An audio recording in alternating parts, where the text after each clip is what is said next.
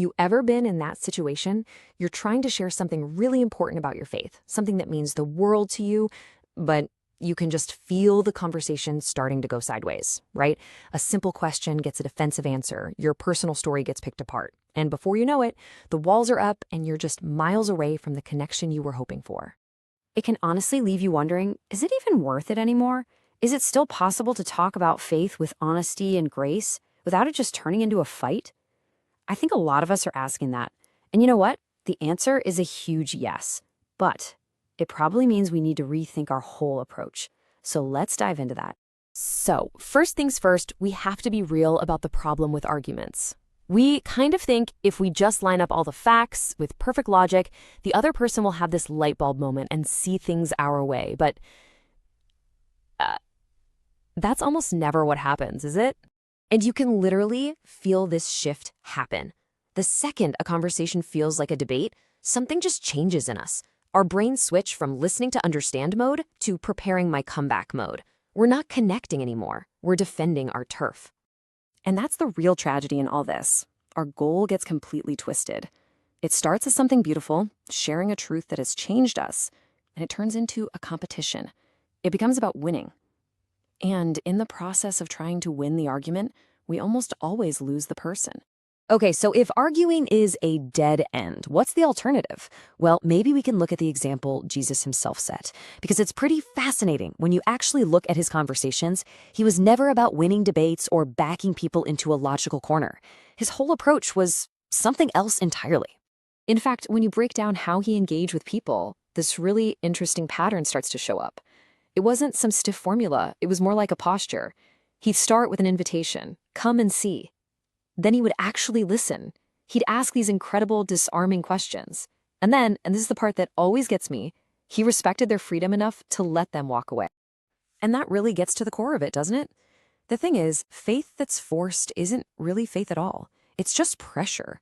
And sure, you might get someone to agree with you out of pressure, maybe just to make the conversation stop, but you can't force a real change of heart. That's just not how people work. Which leads us to what might be the single most important and maybe the most overlooked part of all of this. Just listening. I know it sounds super basic, but I'm convinced it's the one thing that can change everything. It's not a tactic. It's a profound act of respect. I get that this can feel risky. We worry that if we listen too much, it might sound like we're agreeing with something we don't believe. But this is such a key distinction to make. Listening is not the same as agreement. Listening is about respect. It sends a powerful message. You matter enough for me to hear you out completely. And why is that respect so vital? Because you never know what kind of history someone is carrying into a conversation about faith. They might have deep wounds from a church or from people who call themselves Christians. If we just jump in with our answers, we're talking right past their pain. But when someone feels genuinely heard, defenses come down and trust can start to grow. Okay, so if a huge part of our job is to listen, what do we actually say when it's our turn to talk? Well, this is where I think a massive weight can be lifted off our shoulders. You don't have to be a theologian. You don't need a perfectly polished speech ready to go. I mean, think about the difference. An argument feels like a brick wall. It forces a confrontation. It demands that you agree. But a story is more like an open door. It doesn't demand anything. It just invites curiosity. You can argue with an idea all day long, but it's really hard to argue with someone's personal experience. Your story is enough. You don't need all the answers. You just have to be honest. Simply sharing how faith has been real for you, this is how it shaped my life, or this is where I found hope. That is incredibly powerful. It's humble, it's real, and it's yours. And really, in the end, it all comes back to this. What did Jesus say would be the number one identifying mark of his followers? It wasn't how correct their theology was, or how loud they were, or how many debates they won. It was their love. And that love sets the tone for everything else.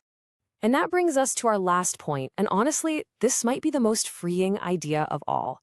It's about completely redefining what success even looks like in these conversations. It's about letting go. For so long, so many of us have carried this crushing weight, feeling like it's our job to convince people, to get them to see things our way. But what if I told you that's not your job at all? Let this sink in. You are not responsible for convincing anyone. So if our job isn't to convince, what is it? It's simply to be faithful in that moment. to be honest about our own journey, to be humble enough to listen.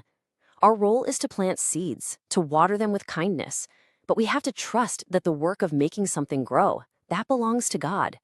And that work often happens in quiet ways, long after the conversation is over.